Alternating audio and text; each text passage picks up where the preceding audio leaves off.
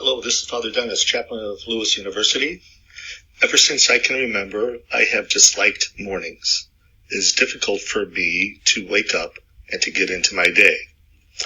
And so, in our readings for this second Sunday of Advent, Jesus is telling us to wake up, to be aware of all that is going on around us. What does Jesus mean by this? And how are we asleep? It is difficult for us to be really aware of the present moment. There are always way too many distractions, worries of daily living, which consume us to such an extent that we take so many things for granted. We go through our day with a lack of reflectiveness and gratitude. It can be said that we are very much asleep, not only to ourselves and those around us, but also asleep to God. So how do we then wake up? Much has been written about how to live in the present moment, but is that really possible? Is that really sustainable? Some writers have suggested that we should live each day as if it is our last. Is that really possible?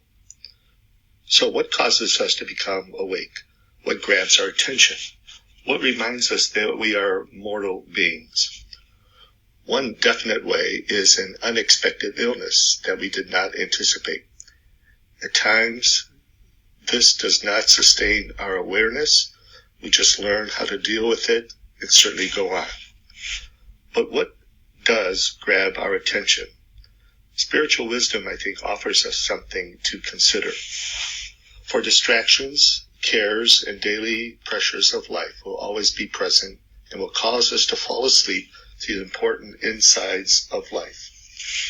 Every major religion, every spirituality has its own rituals to wake us up from our own spiritual sleep, just like an alarm clock does from our own physical sleep.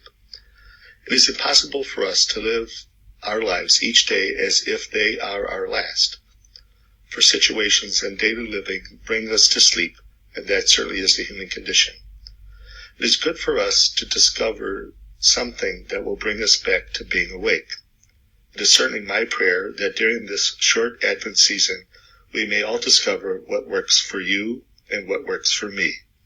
May God continue to bless us as we anticipate his great birth. Amen.